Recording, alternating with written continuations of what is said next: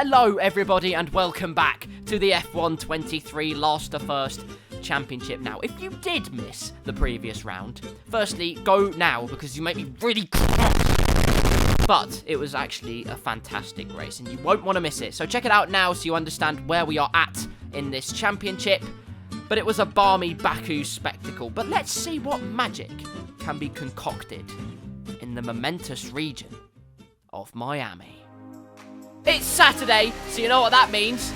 Well, it's qualifying, stupid. On board with Nico Hülkenberg at Haas's home event here in the USA. He needs to make up for lost time. That's not what I had in mind. Oh, no.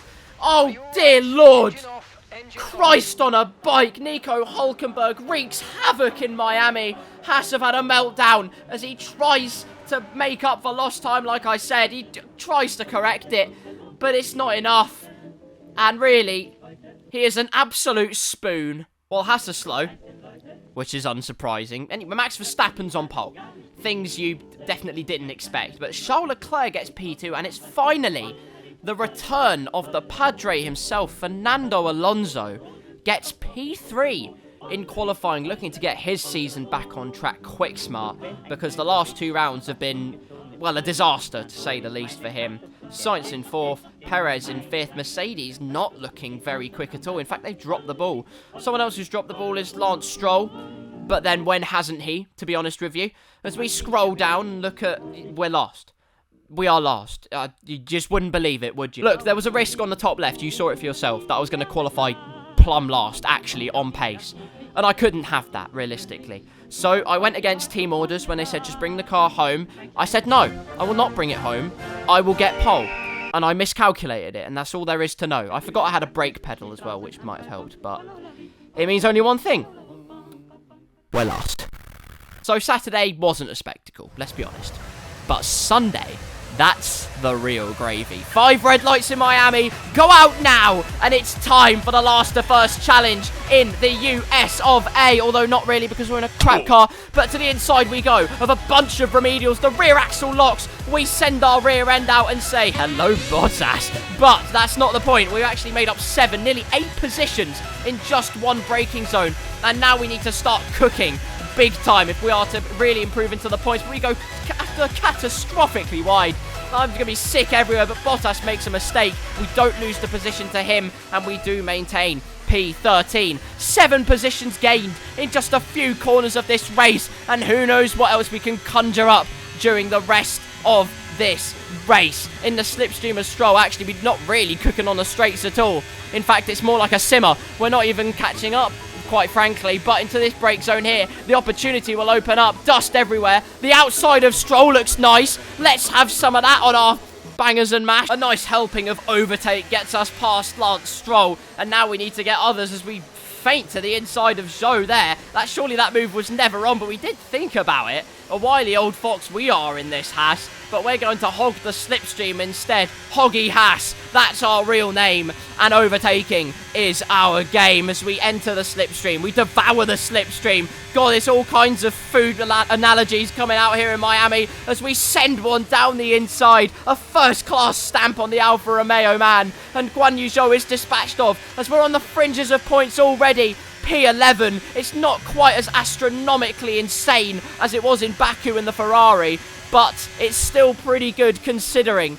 Braking hard into turn number 1. Magnussen is our next target, and here I'm going to demonstrate here as Norris and the Alpine are fighting away. Ocon on mediums there, that's an interesting strategy, but through this section, we are so much more confident. We're so much quicker than anyone else in the field. We're probably the fastest car on track in just these 3 corners, sending it over the curbs, having the confidence to press the power down at the end and use the ERS and find that slipstream once again, this time on our teammate. We all remember the insane points finish he got in Australia, a really topsy-turvy result. Let's turn the F1 circus on its head again as down the inside of our teammate we go. We lunch up points as we enter the points in P10. It is one solitary point, but trust me, we'll be up for those extra helpings, I have no doubt about that. Ocon and Norris fighting up ahead. Best last sector? Sorry, where's that come from? As Ocon makes contact with the McLaren.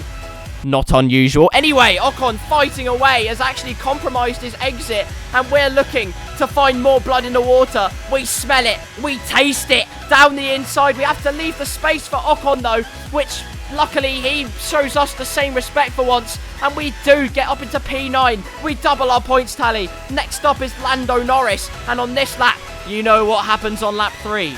DRS is enabled. We can open up our flap and receive a great result. In the slipstream, DRS wide open, and there is only one outcome. The McLaren's so draggy in a straight line, and it's just a foregone conclusion.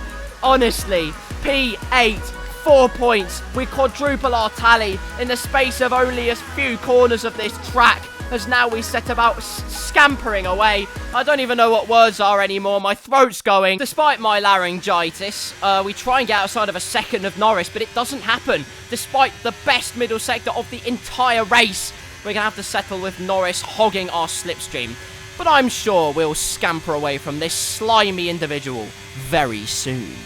Not even a lap later, in the magical land of Miami, and we are already, as you can see as we go through these few corners, nearly kissing the wall there, but we use so much of the curbs, and we are outside of a second. We are absolutely rapid round this track. The next target are the 2 Mercedes, and I'll be honest with you here, I don't know if it's going to be possible. However, there are seemingly glimmers of hope here, as we do manage to get away from Norris, but as you can see up ahead, Hamilton and Russell are fighting really hard. The Brits are shooting themselves in the foot here, because if there's a chance, if there's even a whiff that we'll overtake them, trust me, we'll fight it, we'll chase it to the end of the earth.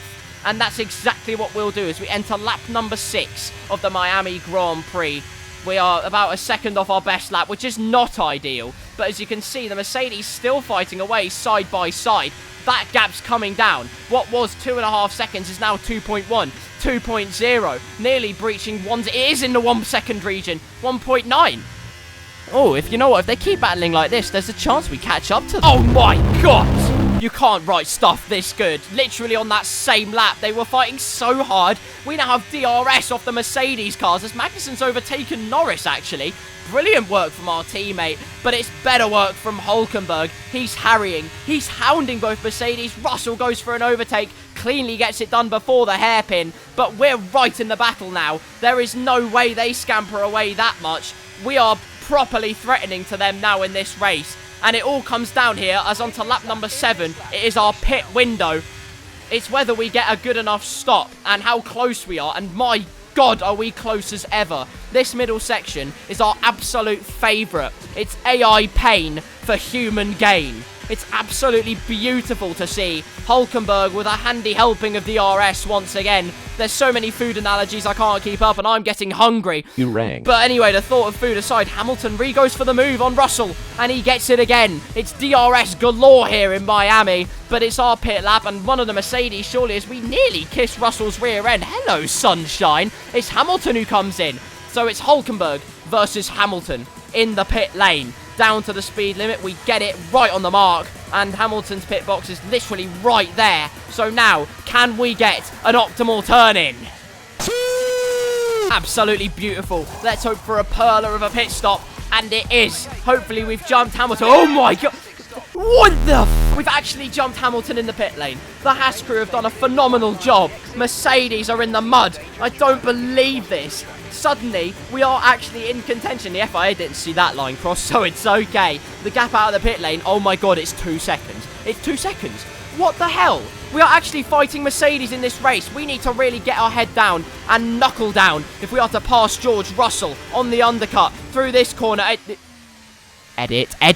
Apologies for your ears. As we head towards the end of the lap here, I'm going to go for the ASMR route, since nothing particular will happen. Loads of cars in the pit lane, as there was a huge train of midfield mayhem that came into the pit.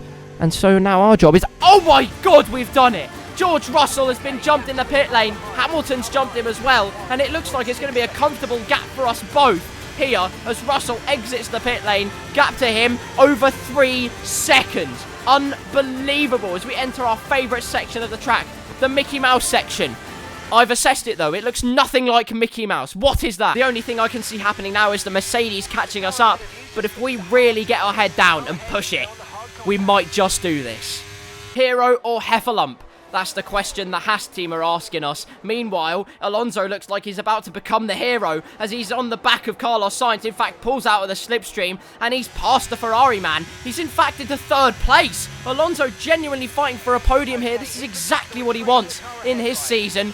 On the previous lap, we set our best lap, only to better that on lap number 10 into double figures, and it's a 1:30.9 in the middle. And our job now, as we can see, Alonso and Perez are starting to battle and get pretty jiggy. This could be our best chance to catch them in this race. Nope. Well, on to the end of lap number 11, and let's see what the gap is looking like, as Alonso and Perez are actually fighting all the way down the straight. Alonso's used up his mediums too much to try and catch Sainz off guard, and as a result, Perez, who has just caressed his hards into the optimum window, is actually causing Alonso some problems. The gap to Alonso now under 4 seconds. That increases through the first part of the lap. We are a bit rubbish through there. However, we quickly take that trash, recycle it into something absolutely foul in the case of the AI. In our case, it's about lunching Alonso. And now the gap has gone down dramatically.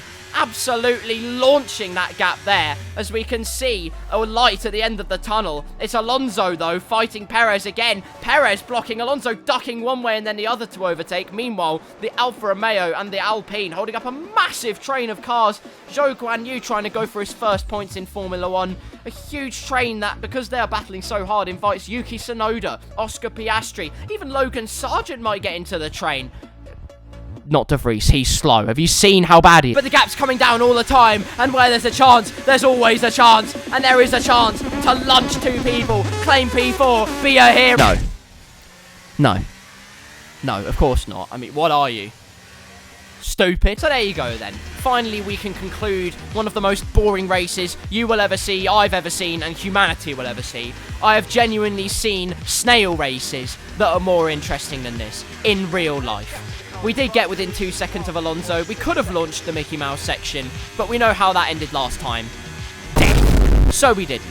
Alas, we remained P6. We were quicker than the Mercedes, which is excellent news. We had incredible pace once again, but Miami is Miami. It's crap. Max Verstappen wins the Grand Prix again, but for us, the story of the day, Haas in their home region will claim P6. An incredible occasion, an unbelievable result, and I don't know why this music's playing, because I've genuinely never wanted to jump out my window more, although we do get driver of the day, and we drove absolutely brilliantly. So there's that, I guess. As they climb out of the car, the Red Bull team are ready and waiting to celebrate a thoroughly deserved win.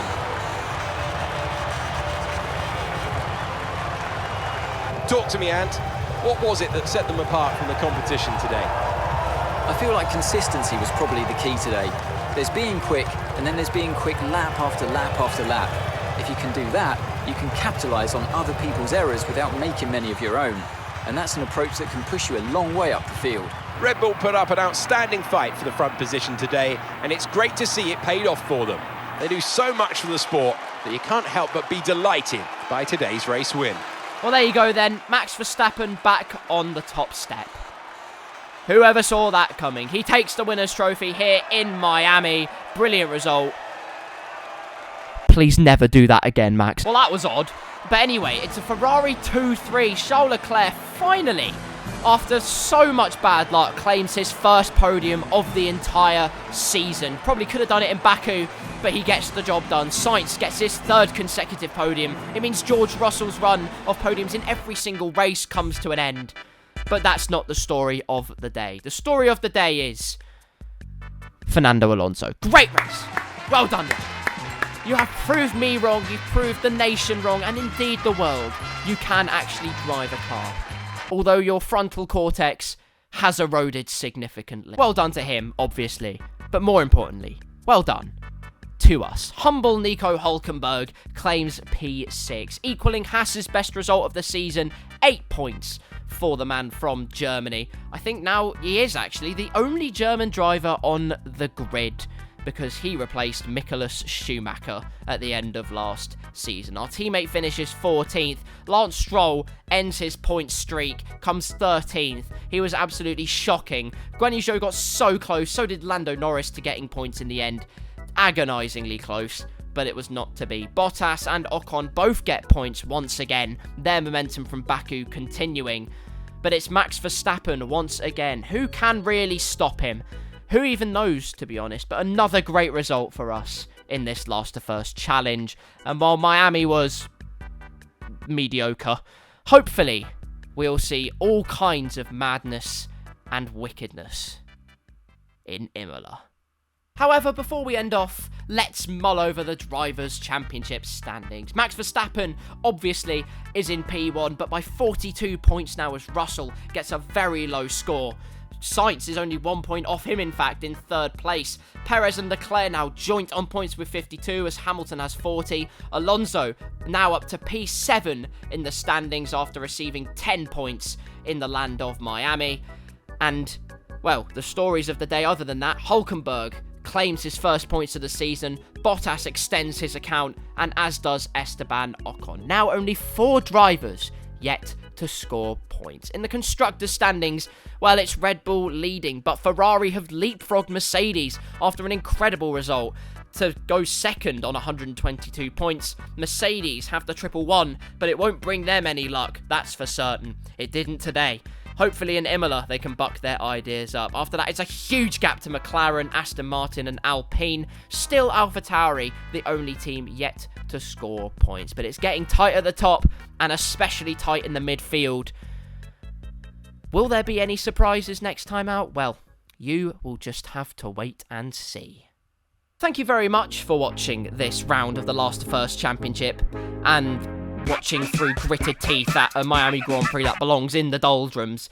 But hopefully my overtaking spectacle made it a little bit spicier. If you did enjoy, please leave a like and subscribe to the channel and hit that notification bell because, well, it's very nice. Imola could be enticing, but you'll have to find that out for yourself very soon. Until the next round of this championship, thank you once again for watching.